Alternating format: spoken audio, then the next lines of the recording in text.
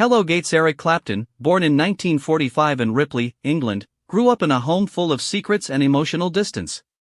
Raised by his grandparents and unaware that the woman he thought was his sister was actually his mother, he carried confusion and heartbreak into adulthood, feelings that later seeped into his music.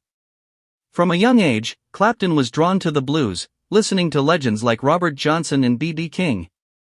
That deep connection to emotion and pain became the backbone of his sound.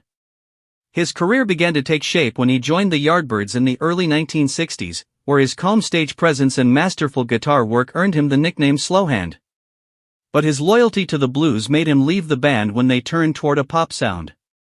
He joined John Mayall's Bluesbreakers, where his talent exploded into fame.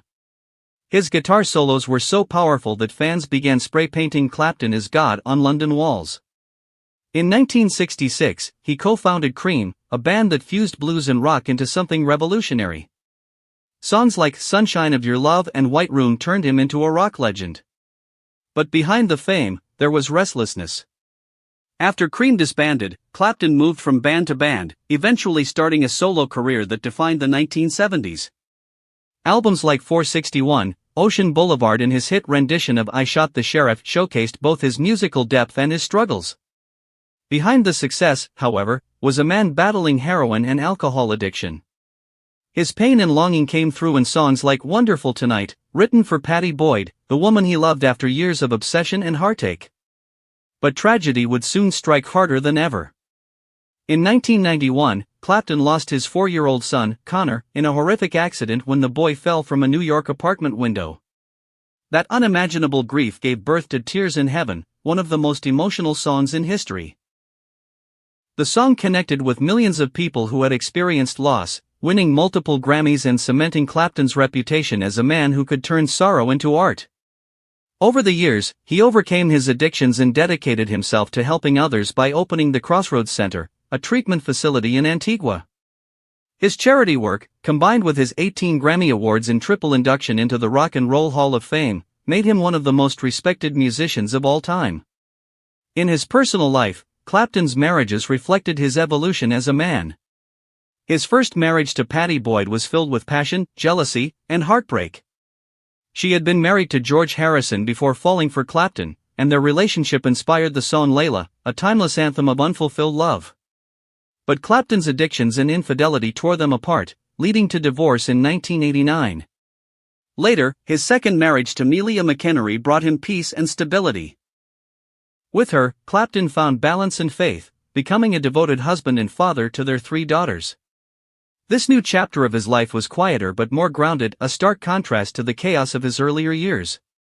What shocked fans most, however, came when Clapton opened up about the deep emotional connection he had with Buddy Holly, the rock pioneer who died tragically young in 1959. Clapton said hearing Holly's music as a boy changed his life forever. It was like someone had opened a door I didn't know existed, he said, describing how Holly's blend of innocence and freedom spoke to him. But it was Holly's death that truly haunted Clapton. He admitted it made him fear fame itself, seeing how quickly life could end at its brightest moment. Holly's tragic plane crash, which also killed Ritchie Valens and the Big Bopper, became for Clapton a symbol of life's fragility. He realized that music, while eternal, came from people who were not. Clapton confessed that Holly's influence went deeper than the blues. He taught me the power of innocence, Clapton explained, saying that his own songs, like Wonderful Tonight and Layla, carried that same emotional purity. But the most emotional revelation came when Clapton linked Holly's story to his own grief over losing his son. When I wrote Tears in Heaven, I thought a lot about Buddy, he said. He lost his life suddenly, and so did my son. I felt his presence when I wrote that song. His voice broke as he described how Holly's legacy helped him find the strength to transform his pain into beauty. Clapton reflected that Holly seemed to understand life's brevity, that quiet smile on his face carrying the knowledge that music would make him immortal. For Clapton, Buddy Holly wasn't just an idol, he was a spiritual guide, a reminder that behind every note lies both love and loss. In the end, Clapton summed up their connection in one unforgettable truth: Buddy Holly didn't just inspire me. He saved me.